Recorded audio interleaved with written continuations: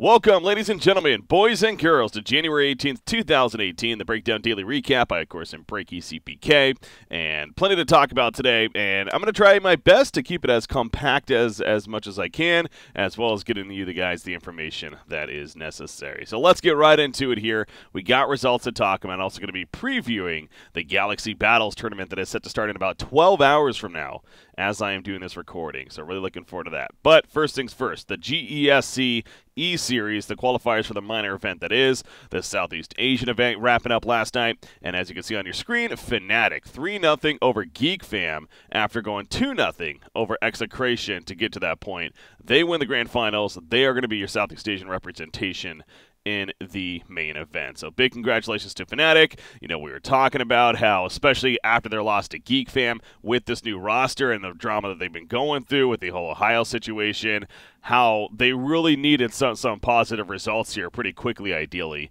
and they got one. They got one. Qualifying for a minor, overall tough competition, having to defeat all three of the teams in the qualifiers to earn their spot in the main event. So Fnatic going on. Congratulations once again to them.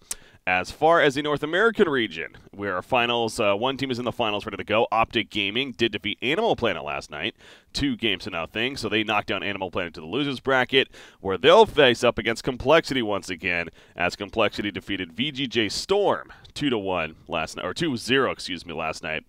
In the recent matchup, of course, Animal Planet knocked Complexity to the losers in the first round, that is. They beat them 2-1 in that series. So Complexity getting a rematch. We'll see which of those two teams moves on to face against Optic Gaming in what will be the finals. So, obviously, again, looking back at this main event as a whole, we're looking for these two qualifiers, and then there will still be a European qualifier, as well as a Chinese qualifier, and even an Indonesian qualifier they've decided to do. Of course, the event itself is going to be in Indonesia, in Jakarta there, so understandable that they wanted to have a local team of sorts helping to represent at the minor that is. So we'll see how that ultimately, again, looks. I'm saying ultimate a lot.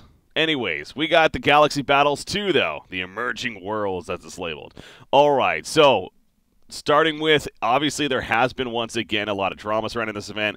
More so in an unfortunate negative light, and the more I've really thought about it, it's not that it's undeserved, but it is a case where they are allowed to kind of prove themselves once again. Now, I'm not saying people can't make jokes from the previous Galaxy Battles and the organization of Fallout came in behind, because, frankly, there has been some unfortunate stuff that they put teams and talent and players in where, you know, lack of payment at points to very, very delay, to the event itself being very not that great, especially the first Galaxy Battles. But, as I made the comparison, Perfect World, the Perfect World event in Shanghai, the previous event that they ran, was considered a pretty awful event in a lot of ways. However, this last time around, I happened to attend it myself as a caster, and I can vouch for 100%. It was a really good event. It wasn't like the best event I've ever been to by any means, and I think everyone would agree. But at the same time, it was solidly ran. They clearly made a lot of improvements, and they did a fantastic job. They learned from their previous mistakes, you could say. So There's hope here that that's what's going to happen for the Galaxy Battles event. Now, obviously, they've already felt a lot of the side effects of the unfortunate news of Valve dropping out, as they announced because of the drug testing. I believe there's definitely a little bit more to it than that, but, you know, that's in previous daily recap. You can check it out. The event is going to be taking place, though, in just under 12 hours from now. The 8 teams will be duking it out for what is still, as of now, labeled as a $500,000 prize pool. Again, I still stand by. I'm a little bit surprised to hear that. Will that be the case? You know, great if it is, and especially if it is, holy crap. I mean, that's a $500,000 for 8 teams duking it out here in the Philippines, and that's a lot of money. That's a lot of money. So we'll see if that ultimately sticks. But anyways, the first round has to start tonight. And actually, on a side note of that, I'm personally going to be casting the side stream tonight at the second match that's happening at each of the times. So my schedule is going to look like I'm going to be casting Infamous versus VGJ Thunder, and then I'll be casting OG versus Pain Gaming after. So I'm going to be doing the secondary stream on the BTS side of things. I'm actually going to be casting with Tralfamador. It's been a while since I've casted with him, so excited for that. And then, of course, the main event matches will be TNC versus Team Spirit and Evil Geniuses versus PG Barrack X, the wildcard team that qualified out of the Indonesian region, actually. So just a quick preview of it. Obviously, you look at the first-round matchups, I no doubt think TNC versus Team Spirit, that is going to be one of the better matchups, frankly, in this event as a whole because of how it dropped out with teams dropping out and everything.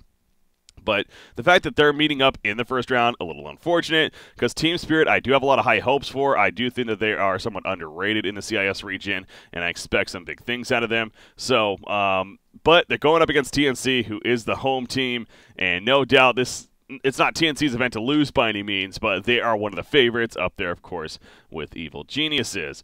Everyone else, I think the results are going to be pretty obvious. VGJ Thunder over Infamous. OG over Pain Gaming. Granted, OG, they are playing with Keizu and effing Mad in place of No-Tel and S4.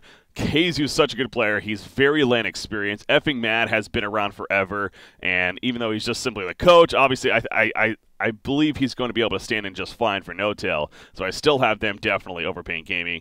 And then, of course, EG over PG Barrack X. Not much competition there. So we'll see if that's ultimately how it plays out later on tonight. After those first round of matches, I believe that's all that's going to be tonight, unless they do the losers round tonight. Okay, they are going to be doing the losers round as well.